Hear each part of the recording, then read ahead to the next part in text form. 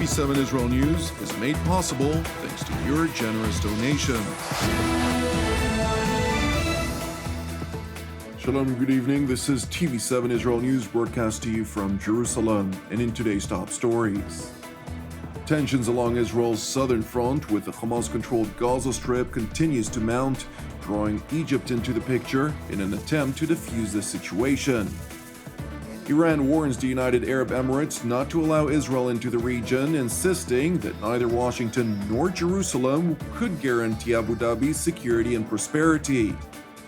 The United States vows to trigger snapback sanctions on Iran after failing to extend a UN arms embargo against the Islamic Republic. Tensions along Israel's southern front with the Hamas-controlled Gaza Strip continue to mount. Palestinian Islamists launched dozens of balloons strapped to incendiary and explosive devices into Israeli territory over the weekend.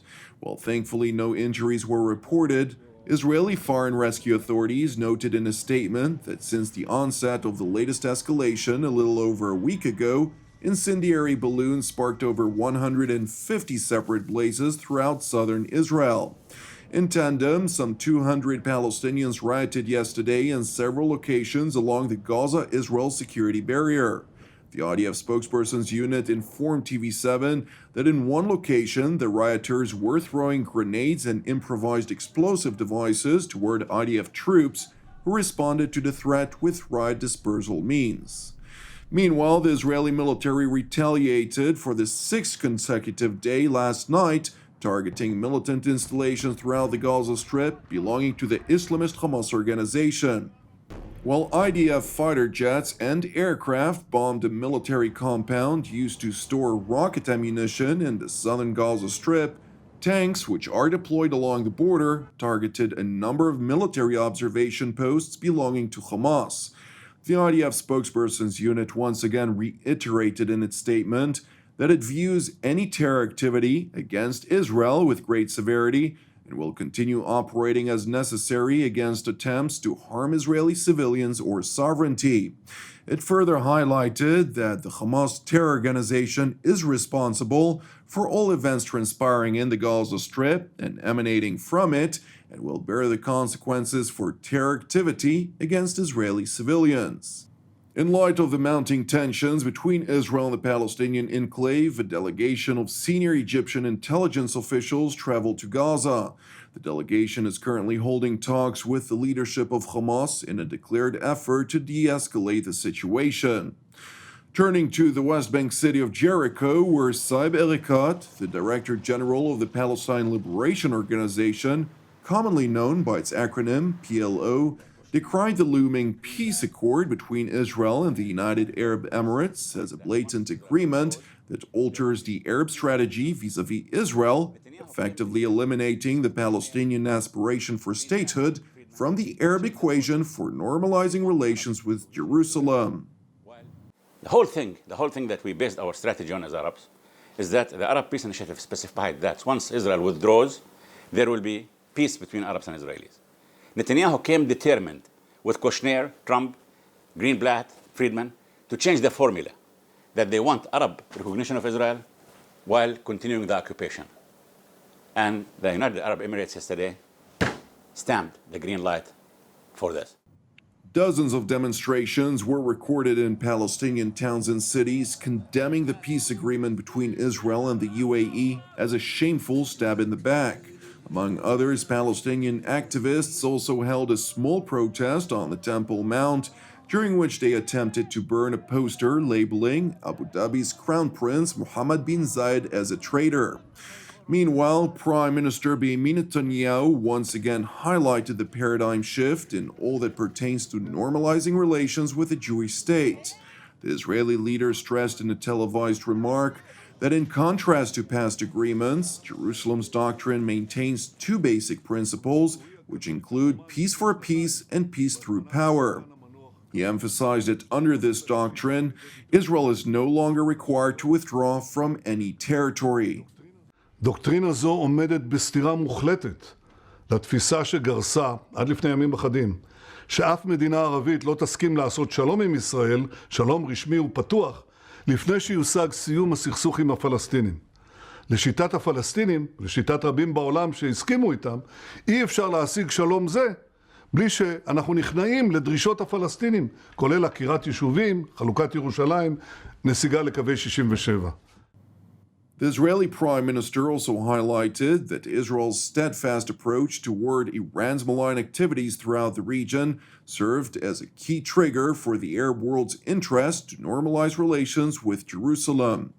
Furthermore, Netanyahu insisted that the peace accord with the United Arab Emirates would inevitably draw additional Arab states to normalize relations with Israel, which as a consequence would ultimately bring the Palestinians back to the negotiating table.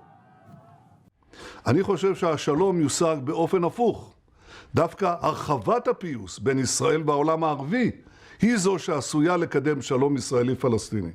והוספתי, על מנת להשיג שלום זה, עלינו לשאת עינינו לא רק לירושלים ולרמאללה, אלא גם לקהיר ולעמן, לאבו דאבי ולריאד ולמקומות אחרים.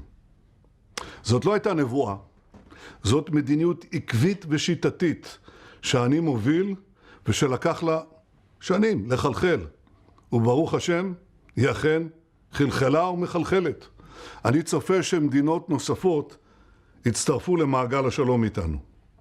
זהו מהפך היסטורי שמקדם את השלום גם עם העולם הערבי, ובסופו של דבר יקדם את השלום, שלום אמיתי, מפוקח, בטוח, גם עם הפלסטינים. Although senior Israeli officials informed TV7 that they expect Bahrain and Oman to soon follow in the footsteps of the United Arab Emirates, senior White House advisor Jared Kushner, who is considered to be one of the main architects of the American-brokered Regional Peace Initiative, insisted that peace between Israel and the leader of the moderate Arab camp, the Kingdom of Saudi Arabia, is also inevitable. I do think we have other countries that are very interested in moving forward, and then as that progresses, I do think it's an inevitability that Saudi Arabia and Israel will have fully normalized relations, and they'll be able to do a lot of great things together. The vast majority of the international community, including regional actors such as Egypt, Bahrain, and Oman, congratulated Jerusalem and Abu Dhabi for normalizing relations. In contrast to countries that stood out in condemning the accord included the Islamic Republic of Iran and Turkey. Filistin'e yönelik atılan adım yenilir yutulur bir adım değil. Şimdi Filistin Büyükelçiliğini galiba kapatıyor veya geri çekiyor ve şu anda aynı durum bizim için de geçerli. Ben de Dışişleri Bakanıma talimatı verdim. Dedim ki Abu Dhabi yönetimiyle özellikle diplomatik ilişkileri askıya almak veyahut da bizim de büyükelçiyi geri çekme gibi bir adımımız olabilir. Çünkü biz Filistin halkının yanındayız. Meanwhile, in Tehran, Iranian President Hassan Rouhani has leveled a scathing warning to the leadership in Abu Dhabi.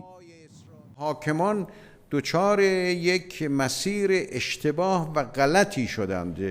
اونا فکر میکنن خودشونه بچسبونن با آمریکا یا بچسبونن به رژیم صهیونیستی، امنیت اونها تأمین میشه، اقتصاد اونها رشد پیدا میکنه.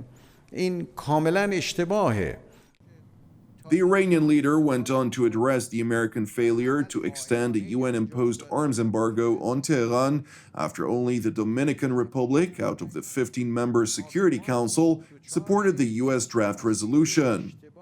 دیروز یک موفقیت سیاسی برای جمهوری اسلامی ایران و یک شکست سیاسی و حقوقی برای رژیم آمریکا بود. Meanwhile, in Poland, U.S. Secretary of State Mike Pompeo reacted to the UN Security Council's failure to extend the referred to arms embargo on the Ayatollah regime in Tehran, voicing his dismay primarily over France and the United Kingdom, who abstained in the vote alongside Germany and 11 other nations. It is unfortunate that the French and the United Kingdom members of the P5 didn't support what the Gulf states have demanded, what the Israelis have demanded for their own security, the people who know best the risks in the region. So I regret that deeply. I regret, too, that the whole world didn't join against the world's largest state-sponsored terrorists to ensure that they can't have weapon systems that present risk to the heart of Europe, air defense systems that will prevent the access we may need in the event that Iran should ultimately move on developing its own nuclear weapons program. Consequently, the United States has vowed to follow through on a threat to trigger so-called snapback mechanism of international sanctions under UN Security Council Resolution 2231. While the United States abandoned the so-called Joint Comprehensive Plan of Action, which is the technical term for the 2015 nuclear deal, the Trump administration underscored that the U.S. remains a permanent member of the Security Council, which is the only international body that effectively provided legal backing for the multilateral agreement, which was never ratified by any of the parties. Well, we knew what the vote was going to be, but we'll be doing a snapback. You'll be watching it next week. Yeah, you'll be watching it next week. Thank you for watching us. Today, I would like to encourage you to join myself and the team here in Jerusalem as part of a prayer initiative of Himlen TV7 in Sweden to join our brethren in prayer for all Nordic countries, alongside our unceasing prayers, of course, for the peace of Jerusalem, the salvation of Israel, as well as for all those who are impacted by the corona contagion and its economic ramifications worldwide. I'm Jonathan Hassan. Have an Erev Tov and Shavua Tov, and we will see you again tomorrow at the same time.